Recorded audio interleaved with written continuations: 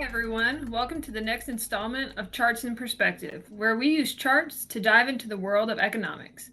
I'm Jennifer Nash, an economic and market research analyst for Verify.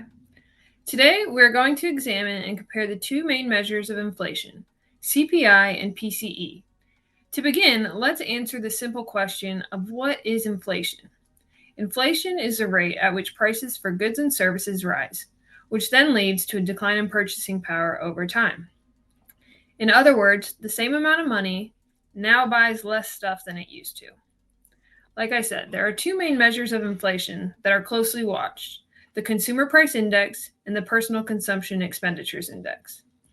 There are a handful of differences between the two, but the main difference is the basket of goods and services constructed to measure them. There are items in the CPI that are not included in the PCE price index, and vice versa. However, the Fed is on record as using the PCE price index as their primary measure of inflation when determining monetary policy. More specifically, the Fed tends to put a larger emphasis on core inflation, since it leaves out items with volatile prices such as food and energy, and can be useful in assessing underlying inflation trends. So, for the purpose of this video, we will be looking at and comparing the two core measures for each metric. First, let's start with a simple side-by-side comparison. Here we can see perhaps why the Federal Reserve prefers PCE over CPI as an indicator of its success in managing inflation. Core PCE is considerably less volatile than core CPI.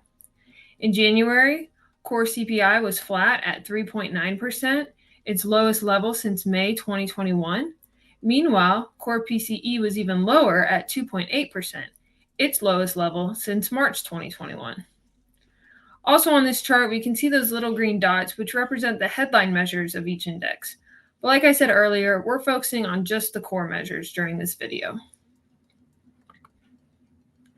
So let's compare the two by overlaying them on the same chart. This chart shows the year-over-year changes for each core index from 1960 to the present day. Core CPI is represented by the green line, while core PCE is represented by the purple line. It's easy to see that both series track each other closely and tend to move in the same direction. However, again, we can see that CPI is the more volatile of the two.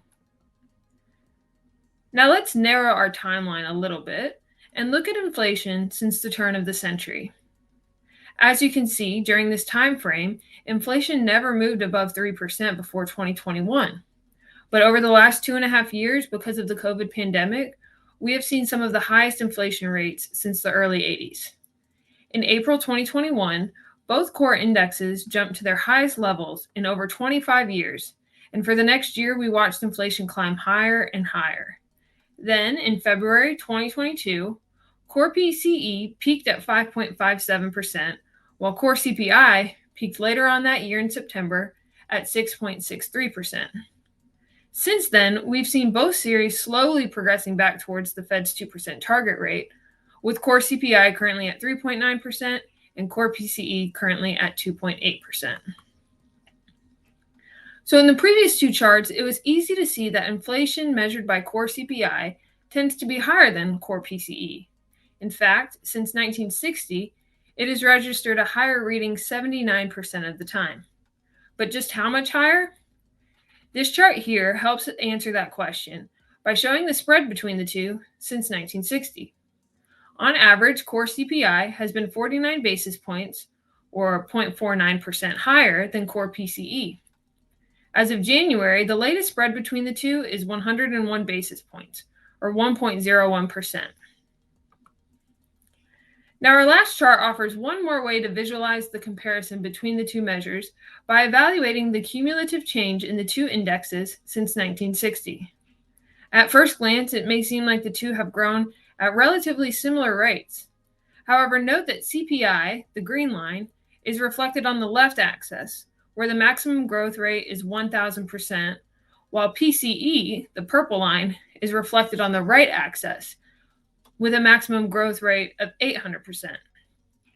So with that in mind, over time, we can see that the PCE price index indicates significantly lower growth in inflation than does CPI. As of January, core CPI has grown 928% since 1960, while core PCE has only grown almost 1/3 less at 664%. So that's all for our discussion on the two measures of inflation. Thanks for tuning in, and I hope you found our analysis insightful. For more economic and market insights, you can find my content regularly on the Advisor Perspectives website under the AP Chart section.